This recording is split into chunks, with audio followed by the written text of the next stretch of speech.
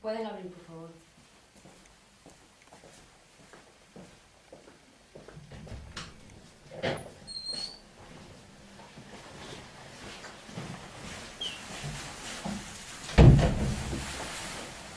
Buenas tardes, damas. ¿Quieren tomar el té? ¿Tienes café? Sí, claro. Yo también quiero un café con leche, por favor. Perfecto, yo quiero un té frío. Ahora mismo, señora. Hay que ver, ya estamos en pleno siglo XX, otro siglo más. Espero que este nos vaya bien. Y espero que este siglo empiece mejor que el pasado, con tanta guerra. Muy cierto, María. Espero que no tengamos que lamentar otra guerra en al menos 100 años. Sí, pero fue una guerra merecida, la de independencia. Bueno, yo no creo que ninguna guerra valga la pena. Yo estoy de acuerdo con María, teníamos que echar a los franceses. Iban a invadirnos. Bueno, gran parte de la culpa la tuvo Carlos IV, por firmar el Tratado de Fontainebleau. En eso tienes razón. Yo creo que tendrían que haber pensado que los franceses no solo invadirían Portugal, sino que nos invadirían a nosotros también. Lo peor fue cuando Fernando VII instigó el motín de Aranjuez. Hubo mucho descontento cuando se dieron cuenta de que los franceses iban a quedarse, y aún más cuando Napoleón intentó meter a su hermano Pepe Botella. Isabel, por favor, que no se llamaba Pedro Botella, sino José Bonaparte. Vamos, María, eso es lo de menos. La cosa es que cuando Napoleón intentó meter a su hermano, empezó la guerra. Y encima había gente que los apoyaban, creo que se llamaban afrancesados o algo así. Sí, los que apoyaban a Fernando se llamaban Fernandinos. Pero no me parece bien que le digas afrancesados. Solo defendíamos la idea. Vamos, María, no seas cínica, porque se rindieron a los franceses solo porque era más fácil que plantarles cara. Bueno, Claro, olvidaba que tu abuelo estuvo en Cádiz. Y por supuesto lo defiende. no discutáis más, si llegan las bebidas.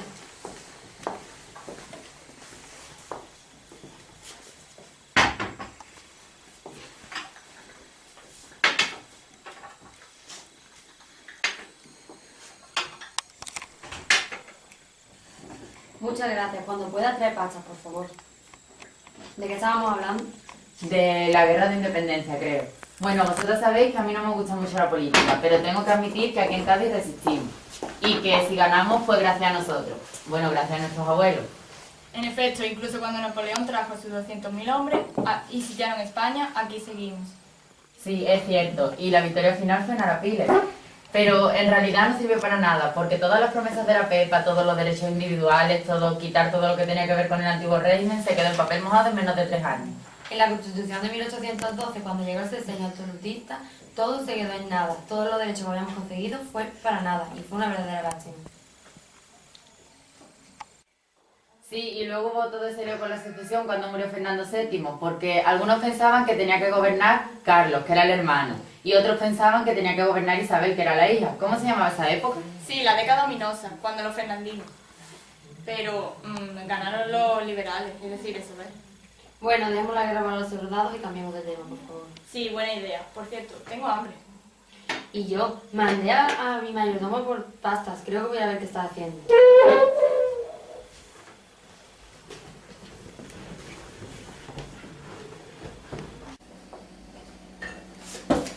¿Has escuchado lo que hablaba la señora de su amigo? No, y tú tampoco deberías andar cotilleando conversaciones, no te importa, Martín. ¿Y a ti qué más te da? Me da que te vas a meter en un lío. Bueno, pues estaban diciendo que la guerra de la independencia Que sí, que les he oído, ¿qué pasa? Porque se ha tratado de Fernando VII y mencionan a Rafael Riego, que le dio el pronunciamiento liberal. Y fue gracias a él por lo que juró la Constitución y liberó a los presos, pero ella solamente habla de lo que le interesa. Francisca, no seas grosera, aunque es cierto que fue importante y tampoco han dicho nada en que entre 1820 y 1823 se restauraron las reformas y aprobaron en Cádiz. Ni de Francisco Martínez de la Rosa, que fue diputado en las Cortes, o de Antonio Alcalá, ni él. Sí, yo recuerdo cómo mi abuela me contaba que la Santa Alianza envió los 100.000 legos a Cádiz, pero no resistieron el asedio, y Fernando VII fue restituido como rey absoluto. Sí, mi abuelo me hablaba mucho de esos tiempos, de la sublevación de Torrijos, cuando lo fusilaron a él y a sus hombres. ¿Y de Magdalena Pineda?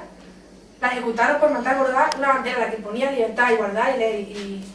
¿Pero qué estabais haciendo? Estabais charlando y encima de lo que nosotros estábamos diciendo. Por favor, traed las pastas y el té ya.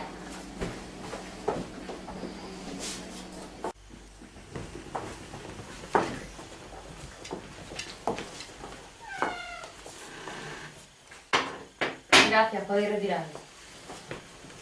¿Qué hacías ahí dentro durante tanto tiempo? ¿Qué hacía? Que estaban cotillando de lo que nosotros estábamos hablando. Sí, ¿qué decían? Algo de Mariana Pineda, creo. ¿A la que ejecutaron? Sí, en 1831, si no me falla la memoria. Y luego ya fue eso de las guerras carlistas, ¿qué decíamos? Y en 1863 el trienio liberal. Eso fue gracias a María Cristina, que fue la primera regente de Isabel, como era menor. Se creó la Constitución de 1837, pero no era tan avanzada como la de 1812, porque se estableció el sufragio censitario. Pues yo eso lo veo de acuerdo. Así no puede votar cualquiera. Sea como sea, al final lo que pasó es que María Cristina tuvo que dimitir por algunos enfrentamientos y llegó al poder el general Espartero, que era progresista. ¿No fue ese el que gobernó de forma autoritaria y que gracias a eso Isabel gobernó a los 13 años? Exactamente, María. Y esta encargó el gobierno a los moderados. Por eso, entre el 44 y el 54 se desarrolló la década moderada, que fue bastante conservadora. Y se creó una nueva constitución que solo dejaba votar a los más ricos y organizó el gobierno de una forma centralista. Isabel, ¿me pasa el azúcar, por favor? Sí, claro. Gracias.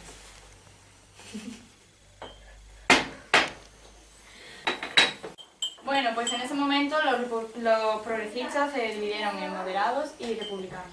Y luego, entre 1854 y 1856, se produjo el bienio progresista. El poder lo tenían los progresistas con un partido de centro. Sí, pero hubo muchas crisis, aunque aprobaron una nueva desamortización y también la ley de ferrocarriles, al final Isabel le tuvo que quitar el poder a los progresistas. Señora María, Dime, Francisca. tiene una llamada, es de la sastrería. Voy. Disculpa un momento, por favor. Claro.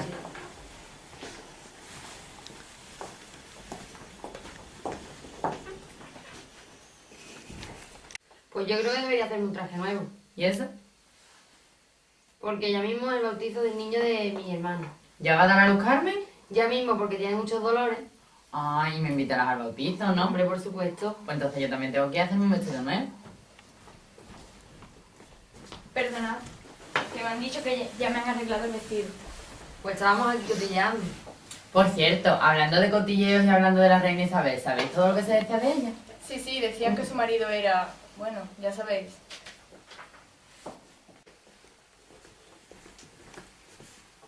Vale, puede quedarse. Y que ella estaba liada con más de uno de la corte. Anda, la que me reñía a mí por hablar mal y resulta que se sabe toda la historia. ¿Y quién no la va a saber si no, no paraban de hablar de ello? Y lo bueno es que decían que el rey encontró refugio en un tal Antonio. Yo creo que lo más bueno era que decían que de los 11 hijos que tuvo la pareja, la mayoría no eran del esposo y que ni siquiera Alfonso VII era suyo. Sí, mi madre siempre me decía que ella y él compartían amantes. Lo siento, señora, pero no creo que debiera hablar así de ella. La reina Isabel II era una mujer recta. No puede hablar así de ella. Eso... Ángel, ¿cómo te atreves? Vete, por favor. ¿Puedes creerte lo que acaba de pasar? ¿De dónde ha sacado ese mayordomo? Es un buen mayordomo, pero a veces es un poco entrometido. Bueno, pues mejor que dejemos de hablar de Isabel II, ¿no? No vaya a ser que se nos enfade. Qué graciosa. Y después de que destituyeran a los Borbones, ¿qué pasó? Pues que en 1868 hubo un pronunciamiento militar dirigido por 3 militares. Se llamaban Topete, Serrano y Prim. Sí, y luego hubo una revolución sin derramamiento de sangre. Ah, fue por eso por lo que la reina se fue de España, ¿no? Y se creó la Constitución de 1869. Y el sufragio universal donde todos podían votar. No, todos no, que a nosotras nos dejaban fuera, como siempre. Tranquila, ya llegará el momento en el que las mujeres podamos votar. Hay muchas luchando por ello. Sí, pero no sé yo, ojalá tenga razón. Es que a los hombres les da mucho miedo que nosotras también opinemos. Bueno, yo solamente digo que los pobres ahí también podían votar. Ya, pero en ese momento, ¿quién era el rey? Pues mira, Prim, que era el presidente, eligió de rey a Amadeo I, que era un italiano. Sí, era muy demócrata y muy moderno, pero tenía una posición muy débil. Ah, él fue el que abdicó por insurrección en Cuba, ¿no? Sí, y también porque estalló la tercera guerra carlista. Pues sí. Oye, estoy cansada de estar aquí. ¿Nos vamos fuera? ¿Queréis más café? Yo prefiero té. Podríamos tomarte frío. Buena idea. Francisca, cuando pueda traiga 3 tefiris, por favor. Por supuesto, señora. ¿Quiere más pastas? Sí, por favor. En un minuto las traigo. Estábamos hablando de la Primera República, ¿verdad? Sí, que fue la primera vez que hubo un movimiento republicano aquí en España. Aquí en Andalucía hubo muchos problemas debido al movimiento nacionalista. Sí, y eso llevó a la creación de repúblicas independientes por toda Andalucía. Además, que fue cuando la tercera guerra carlista y la guerra en Cuba. Entonces, ¿eso fue cuando Serrano dio el golpe de Estado? No, el golpe de Estado lo dio Pavía. El que presidía en aquel entonces era Serrano. Hasta 1874, que fue cuando volvieron los Borbones. Alfonso XII se proclamó rey y proclamó presidente a Cánovas del Castillo. Que escribió la Constitución en 1876. Sí, que tenía carácter conciliador porque mezclaba a progresistas y a moderados. Ángela ha ido a comprar al pueblo, señora. Oye, Francisca, ¿por qué no te sientas aquí con nosotros? Parece que estás cansada.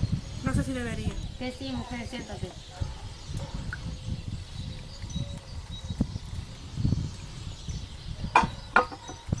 Bueno, ¿usted sabe algo de 1876?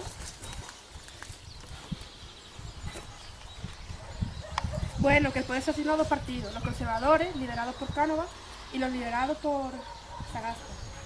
Sí, y el monopolio lo tenían esos dos partidos por culpa de la corrupción política, por el pucherazo y por el caciquismo. Al final lo que hacían era fabricar resultados electorales, ¿no?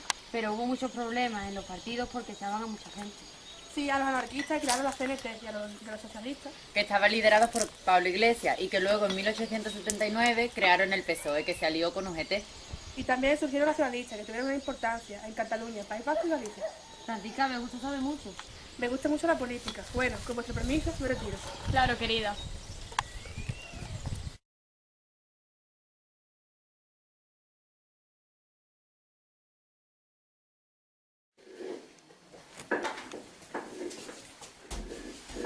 Tanto hablar de partidos anarquistas y nacionalistas inician para hablar de cosas que fueron igual de importantes. La industrialización, por ejemplo.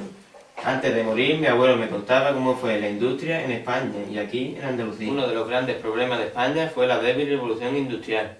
Mientras que en Gran Bretaña y en Alemania las transformaciones fueron muy intensas, aquí no lo fueron. ¿Pero por qué? Pues por la falta de materias primas, la falta de comunicación, la pobreza de la población. Al final, las primeras industrias se localizaron en zonas como Cataluña, el País Vasco, Asturias y Andalucía. Sí, en Barcelona fue la textil, pero ¿y en el resto? Las demás eran siderurgias, la más importante fue la vasca. También se instalaron instituciones financieras como la Bolsa de Madrid. Y el ferrocarril fue lo más importante, ¿no? Claro, entre 1856 y 1866 se fabricaron miles de kilómetros de vías, pero eran de una anchura distinta a los europeos y eso dio problemas. Ah, claro, y entonces se vio la electricidad, el petróleo y la química, ¿no es así? Sí, aunque la industria española tuvo dos grandes problemas. Uno es que la industria era muy competitiva y por eso se puso fuerte impuestos.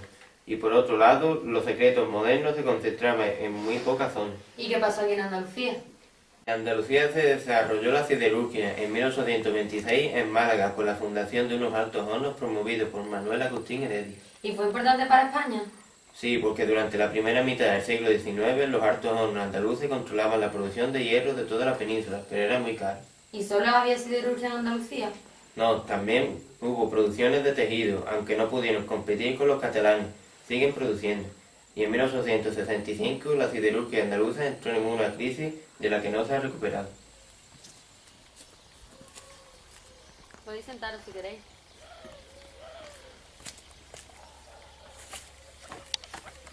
¿Os acordáis lo que hicieron con las tierras? Eso sí que fue un ejercicio.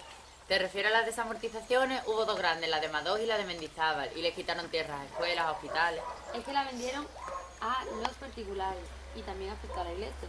Sí, pero no me refería a eso, sino a la abolición de los mayorazgos. Les quitaron las tierras a los nobles. Con todo mi respeto, señora María, pero muchas de esas tierras no se usaban ni se trabajaban. Bueno, ¿y qué? Si les pertenecían a los nobles, podían hacer con ellas lo que quisieran. Es derecho de sangre. Señora, la tierra es de quien la trabaja, no de un noble, por ser hijo de quien sea. Francisca, no permito que me hables así. A mi parecer, quitarle las tierras a alguien es un robo. Y aún más si es para que las trabajen unos campesinos. María, no hay nada de malo ser campesina, y no me avergüenzo de ello. Te repito, las tierras son de quien las trabaja. Francisca, no discuto. Yo no he dicho que sea nada malo ser campesina, sino que no podéis pretender tener los mismos derechos en todo. ¿Y por qué no? Yo estoy completamente de acuerdo en las agitaciones que hubo en Andalucía, y las condiciones eran pésimas. Eran unos violentos y eso no es nada aceptable. Basta, por favor, Francisca, retírese. Yo... Francisca. Sí, señora. Yo también me retiro. Ha sido increíble, María. Yo pensaba que te levantabas a darle un tortazo. Te has puesto roja y todo. Bueno, cambiemos de tema, que creo que hemos hablado de suficiente política por hoy. Sí, yo también lo creo. Bueno, volviendo al tema del nuevo ciclo. ¿Sabéis que la población ha crecido 11 millones y medio? Pues no te creas que es tanto, porque en países como Alemania, como Gran Bretaña, ha crecido más. Lo que pasa es que aquí la mortalidad no bajó tanto. También algunos andaluces se fueron a América y en Cataluña ha aumentado. Sí, nosotros tenemos mucha suerte de nacer en familias aristócratas. Por cierto, hoy, ahora que lo dice, tengo que daros una noticia. Cuenta, ¿qué ocurre? Que mi hermana se casa en 10 meses con un burgués. De verdad, no sabía nada. Estaremos invitadas, ¿no? Por supuesto. ¿Y sabéis qué hora es? Las 6:30, creo. Tan tarde, yo lo siento, pero tengo que ir. Yo también. Bueno, le diré a mi mayordomo que me acompañe.